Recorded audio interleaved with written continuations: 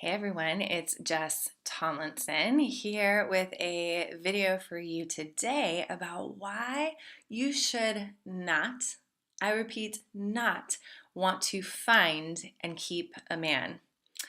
All right, so you might be wondering, what the heck are you talking about, Jess? Of course I want to find and keep a man. And the whole reason that I'm doing this video is because I posted something on my Facebook page and it got a ton of engagement because I get really pissed off when other love coaches, relationship coaches, dating coaches use the terminology find and keep your man. Now, I want you to know that I'm going to break a few things down for you in this video in a moment about why those words find and keep are very destructive to the process of welcoming in the love that you so deserve and really attracting that partner into your life. And then I'm also going to give you a way that you can reframe this phrase and what you should be doing instead. It's going to be a lot more powerful when you think about this love, this man, this partner that you so desire, that will make the process of attracting a man much more effortless and easy. And so we're going to do that. Sound good? And then I'm also at the end of the video going to offer a free gift for you if you are interested in learning a little bit more about what I'm going to share for how you can go about taking this next step in powerfully receiving the big, meaningful love that you deserve. All right, so first off, let's break this down. Why am I so pissed off about this phrase, find and keep a man? Now, before we get into it, I want to acknowledge somebody had commented on my Facebook thread a very valid point that these terms find and keep a man really speak to our desire to be in relationship, our desire to have that partner, right? It's very primal, it's biological, and I completely 100% agree. And I don't want to dissuade you from feeling like you shouldn't have that longing to want to find and then also have your man stay, keep him, right? That's not what this video is about. This video is about the impact in you using the terms when you think about attracting a partner. When you say that you want to find and keep a man, it's really destructive. So here's why. Number one, when we take a look at the word find, this implies that a man is hidden, that he's lost, right? So when we say, well, I want to find a man, I want to find a man, how many times have you felt in your own life like, God, where is he? Right? I know I've felt that before in my own life as well, and it can feel frustrating, and I get that. And what I would invite you to realize is that when we think about our potential partner, our true love, our next deep partnership, in the way that we have to find him, what we are telling ourselves is that he's lost. And what that means is if we think that he's lost, how much harder does that feel to think about needing to find him, right? Like I think of some of the really special things that I've lost in my life. Like there was this ring that I bought that was an antique ring in New York, and I love my rings. And when I lost it, it was just like this grasping feeling, right? Now that's a ring. Think about what it would mean for you to feel like your man is lost. Okay, so it is the important thing to recognize here is when we think that we have to find our man, we are actually coming from a place of fear. All right, I really want you to hear that. We're coming from a place of fear, and fear is the opposite of love. And if you want to attract love into your life, if you want to bring in that next partner and have a loving relationship coming from fear up front and feeling like you have to find him and it's this big search, is completely opposite of actually what you want. So that is my beef with the word find. Let's move over to the word keep. Now this one is a lot worse for me. Like, find, okay, like maybe that's okay, but I'm still not okay with the fear behind the word find. Keep, on the other hand, there are just so many things wrong with this word keep.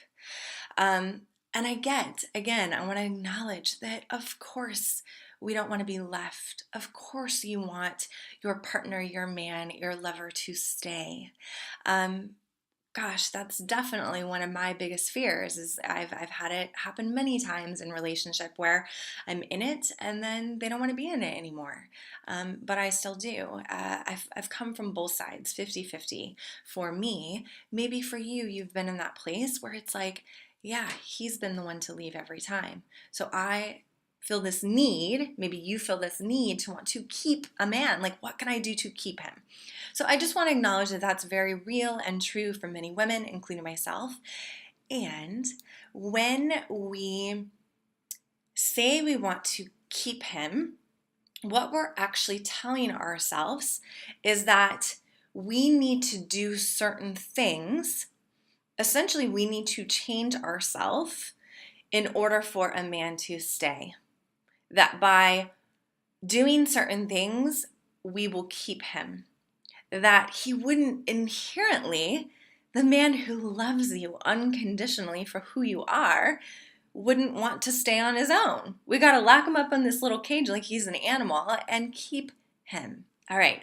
So many things wrong with this. And the biggest thing I want you to take away is that the man who loves you, the right man for you, is going to want to stay. Now, key point here. What I'm not saying is that it doesn't take work, that it's some easy thing that he's going to want to stay no matter what. Not true, right? Not true. What is so important to me when I work with my clients is that I teach them these techniques, communication skills, really understanding their own ability to inspire a man to stay. Inspire him. Like, how would that feel versus using the language of, I want to keep my man. Very important to understand. One other point on the word keep is that this is probably the worst thing that you could, the worst implication for what a man actually desires in his life, which is freedom. So ask any man, it's in all the research, the number one thing that a man fears when he enters into a relationship and what usually holds him back is he feels like he is going to lose his freedom. He wants to be free. That's a very masculine quality. So by the very definition of us wanting to keep him, it just, to me, represents this cage and that he's an animal. That is completely opposite of what he actually wants. And coming together in partnership and relationship should be about what you both want and wanting to support each other in those needs. That is love. All right. So I hope you guys are with me. Please, please, please, I invite you, stop using the phrase find and keep a man. It's just so toxic. So what can you do instead? You're probably like, all right, Jess, I get it. I get all your points. Logically, emotionally, hopefully, you get the power behind coming from love, not fear. So what can you do instead to actually reframe this in your mind so that you're not using the mentality that you want to find and keep a man? Here's my suggestion. This is what I tell all of my clients. This is the place to start when you are so longing for a deep, meaningful love, when you are longing to call in that partnership that you so desire and that you so deserve, by the way. This is what I say. You should want to own your feminine power.